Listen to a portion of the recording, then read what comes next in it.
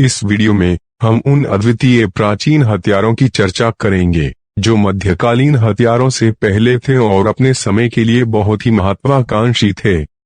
Number 1, पुओलोंग चुशुई, प्राचीन चीनी rocket. हथियार का नाम, जिसका अनुवाद fire dragon out to water किया गया था, का इस्तेमाल दुश्मन की पैदल सेना में डर को मारने के लिए किया गया था, न कि यह उल्लेख करने के लिए कि यह एक विनाशकारी प्रभाव था। जैसा कि अजीब लगता है, पुओलोंग चुशुई में राजवंश के दौरान चीन में उपयोग किए जाने वाले मल्टी स्टेज रॉकेट और बैलिस्टिक क्रूज मिसाइलों का सबसे प्रारंभिक रूप था। इसमें 3 रॉकेट चालित तीरों की एक पत्रिका शामिल थी, जो मिसाइल के मुंह के भीतर स्थित थी, जो नौसेना की लड़ाई में दुश्मन के जहाजों पर और पैदल सेना के खिलाफ जमीन पर स्थित थी। यह लंबी दूरी की घेराबंदी के हथियार के साथ साथ तटीय रक्षा तोपखाने के रूप में उपयोगी था। यह स्वचालित रूप से ड्रैगन के पीछे के अंदर छिपे हुए तीर रॉकेटों के फ्यूज को प्रज्वलित करेगा, जो दुश्मन को नष्ट करने के लिए बारूद से प्रेरित उसके मुंह से बाहर गोली मार देगा। नंबर 2, आर्किमिडीज का पंजा। यूनानी आविष्कारक आर्किमिडीज द्वारा डिजाइन किए गए सबसे प्रसिद्ध प्राचीन हथियारों में से एक था, जो कि आर्किमिडीज का पंजा था। इस प्राचीन मशीन के बारे में सोचा गया था कि यह सिरैक्यूज शहर के समुद्र की रक्षा पर उभयचर हमलों के खिलाफ शहर की रक्षा करने के लिए स्थापित किया गया था। प्राचीन इतिहासकारों के वृत्तांतों के आधार पर यह एक प्रकार के क्रेन से जुड़ा हुआ है, जो एक भव्य हुक से सुसज्जित है।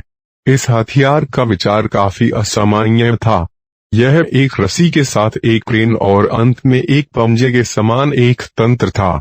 जब हमला करने वाले जहाजों के पास जाने से ठीक पहले इस पंजे को सक्रिय किया गया था, शायद एक लीवर द्वारा, तो यह उनके तल पर लटका हुआ था और शारीरिक रूप से उन्हें उठा रहा था और इस तरह उन्हें बहुत नुकसान पहुंचा रहा था। यह किसी भी जहाज के अंतिम डूबने के परिणाम स्वरूप होता है जो मारा गया था। खातों के आधार पर यह एक पूरे जहाज को पानी से बाहर भी उठा सकता है, जब तक कि हर आदमी को पतवार से हिलाकर अलग अलग दिशाओं में फेंक दिया गया था, जैसे कि वे चींटियां थीं। नंबर 3, आर्किमिडीज की डेथ रे।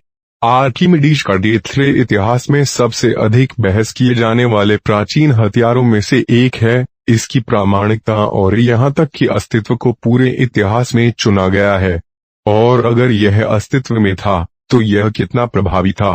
पिछले तथ्य की तरह हमारे पास प्रसिद्ध इतिहासकार गैलेन के स्रोत हैं, जिन्होंने सिरैक्यूज की घेराबंदी के 350 साल बाद अपने अस्तित्व का उल्लेख किया है। अपने अस्तित्व का उल्लेख करने वाला यह एकमात्र ज्ञात स्रोत है। डिजाइन के संदर्भ में यह एक दर्पण का एक सेट था जो एक दिशा में सूर्य के प्रकाश को केंद्रित करता था। यह आज के आवर्धक चश्मे के समान है, लेकिन सैकड़ों गुना बड़ा है।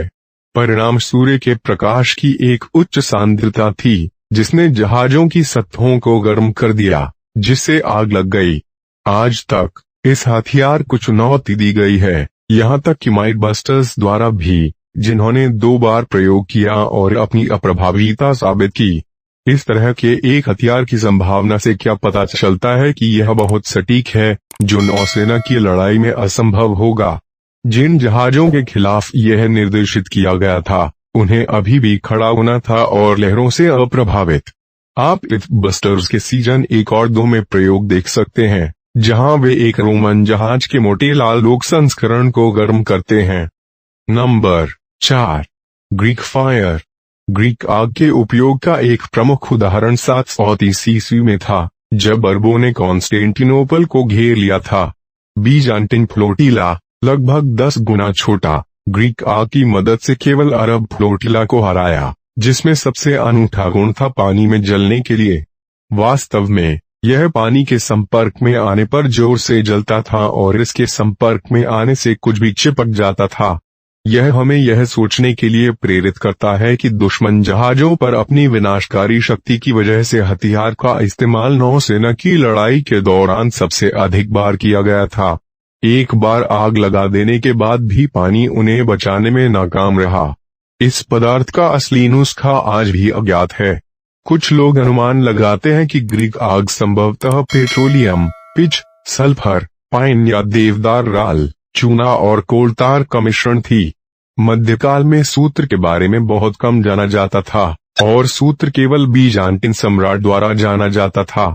हम कह सकते हैं कि यूनानी आग उन हथियारों में से एक है जिसने 15वीं शताब्दी ईस्वी तक बीजान्टिन साम्राज्य को जीवित रखा था। इस कारण से इसकी सटीक रचना को जानने के लिए यह केवल कुछ लोगों के साथ एक गुप्त संरक्षित राज्य था। देखने के लिए धन्यवाद। अगर आपको यह वीडियो पसंद आया तो कृपया लाइक बटन पर क्लिक करें और चैनल को सब्सक्राइब करना ना भूलें और सभी अपडेट प्राप्त करने के लिए घंटी को ऑल पर सेट करें। अगर आपका कोई सुझाव हो तो कृपया कमेंट बॉक्स में लिखें। यह भी लिखें कि आप किस विषय पर अगला वीडियो चाहते हैं। धन्यवाद।